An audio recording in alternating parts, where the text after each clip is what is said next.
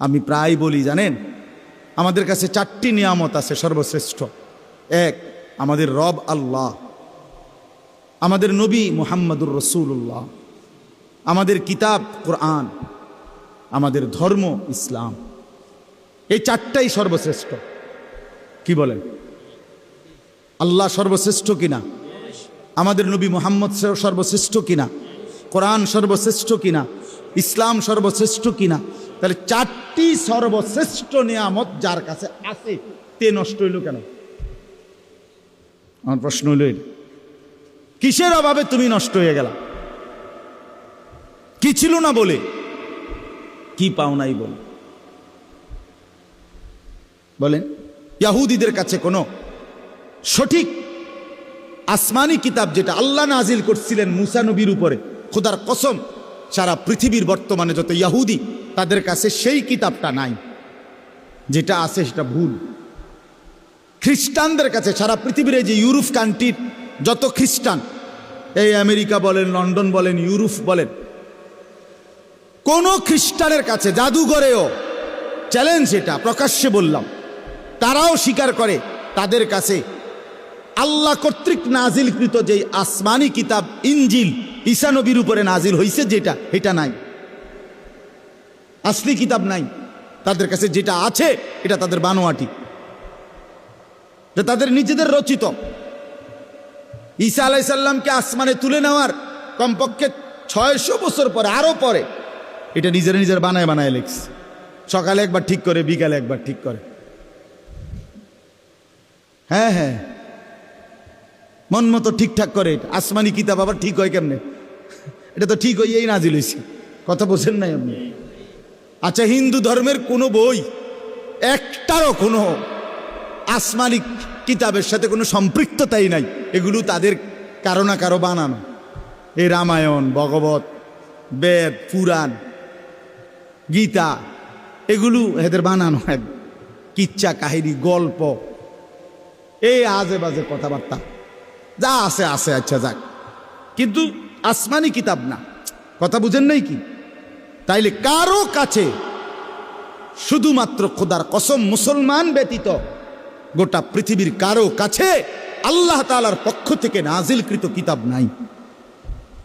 শুধু আছে আমাদের কাছে একমাত্র।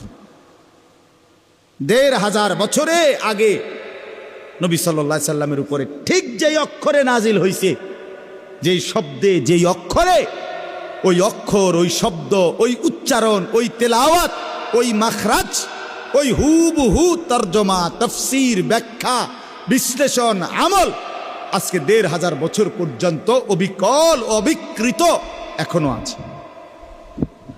আলহামদুলিল্লাহ, আলহামদুলিল্লাহ।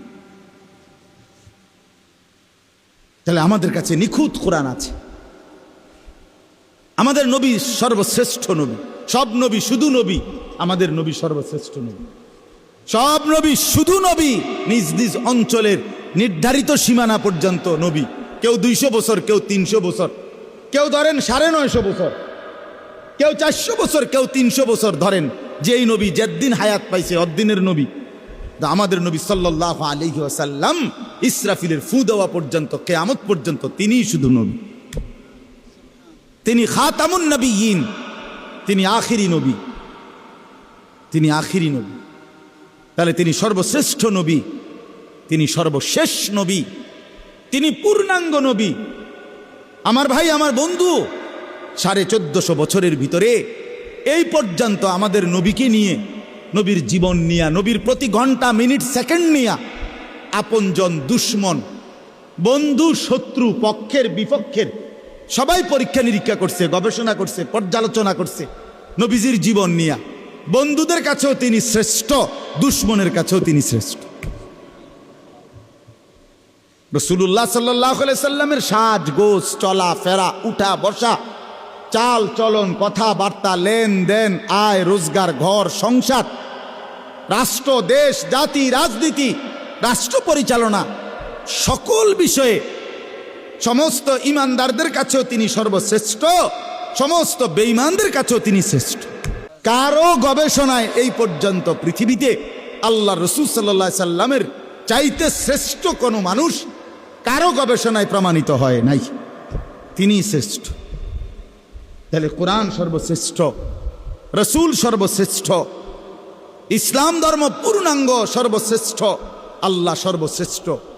এর পরেও এই চারটি নিয়ামত তোমারে দেওয়ার পরে তুমি হারায় গেলা কেন? তুমি নষ্ট হয়ে গেলা কেন? বরবাদ হয়ে গেলে কেন? আল্লাহ আমাদেরকে বুঝ দান করেন। আমার ভাই, আমি দেরি করতে চাচ্ছি না। এই রাত গভীরে এতটুকু বললাম ইনসাফের সাথে। ভাই, একজন হলে আমরা বুঝি সব সময়, আমি সব সময় বলি একসাথে সবাই বদলায় না, হবে না। আমি একদিনে সবাই বদলায় না। আমরা এটা এই নিয়তে বলিও না। আমরা জানি আমাদের শুধুই বলা জিম্মাদারি, পরিবর্তন কে হবে সেটা আল্লাহরই ফয়সালা। হেদায়েত আল্লাহই দেন, শুধু আল্লাহই দেন। চূড়ান্ত ফয়সালা কার হাতে? আল্লাহর হাতে, আল্লাহর হাতে। দুনিয়ার বিষয় ও আখিরাতের বিষয়। এই জন্য আমি অনুরোধ করলাম আর কি, আমরা যে কয়জন বসছি, বয়স্ক হোক আর মাঝ বয়সী হোক আর নওজোয়ান হোক, আমাদের ভাবা উচিত আমরা কেন আল্লাহকে ছেড়ে দিলাম। একটা যুক্তি তো দাঁড় করানো উচিত যে আমি এই যুক্তিতে আল্লাহকে ছেড়ে দিছি। কেন নামাজ ছেড়ে দিলাম ভাইয়া, একটা যুক্তি দাঁড় করান। আমি এই যুক্তিতে নামাজ ছেড়ে দিছি। হালাল উপার্জন কেন ছেড়ে দিলেন? যে আমি চাইছি হুজুর 10 বছর হালাল কামাই করে চাইছি, আমার সংসার চলে না। একটা যুক্তি দাঁড় করান। 10 বছর আমি সত্য বলে চাইছি, আমার জিন্দিগি চলে না মিছা কথা ছাড়া। কই এমন কারো হইছে কি? তো বলে কেন ছেড়ে দিলাম আল্লাহকে? কেন ছেড়ে দিলাম রাসূলুল্লাহ সাল্লাল্লাহু আলাইহি সাল্লামকে? কেন কোরআনকে ছেড়ে দিলাম? কেন ইসলামকে ছেড়ে দিলাম? এ আল্লাহ তাআলা এবার শুনেন, আল্লাহ তাআলা জবাব দিচ্ছেন। কেন আখিরাত মনে পড়ল না? কেন আল্লাহকে মনে পড়ে না? কেন রাসূলকে মনে পড়ে না? কেন ইসলামকে পছন্দ হয় না? কেন কোরআনের হুকুমকে ভাল লাগে না? সব কিছুর কারণ আল্লাহ বলেন কাল্লা বাল তুহিব্বুনাল আজিলা। কারণ হলো আর কিছুই নয় বান্দা, শুধুই কেবল কারণ একটাই, তোমরা এই দুনিয়াটাকেই ভালোবেসে ফেলছো। তুমি বলছো, তোমার কলজার মধ্যে এটা বসায় লাইছো যে লাভ লোকসান, আয় ব্যয়, পাওয়া না পাওয়া, চাওয়া পাওয়া, আশা আকাঙ্ক্ষা, স্বপ্ন সাধনা, জীবনের সমস্ত প্ল্যান প্রোগ্রাম পরিকল্পনা শুধুই দুনিয়া। কাল্লা বাল তুহিব্বুনাল আজিলা।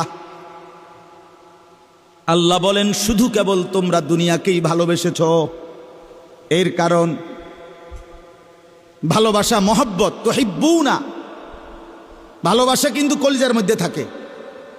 মানুষ যে বলে ভালোবাসে, এর অর্থ কি? মাইলানুল কলব ইলা শাই। আরবিতে বলে কোনো জিনিসের প্রতি অন্তর ঝুঁকে যাওয়া, এটারে বলে মহব্বত। আমার দিলের মধ্যে তুমি, এটারে কয় ভালোবাসা। তো আল্লাহ তাআলা বলেন বান্দা, তোমরা যারা আল্লাহকে চিনতেছো না, নাফরমানি করছো, আখিরাত মনে করো না, কারণ একটাই, তোমরা কলিজার ভিতরে, দিলের ভিতরে দুনিয়া বসায় লাইছো, দুনিয়া বসায় ফেলছো।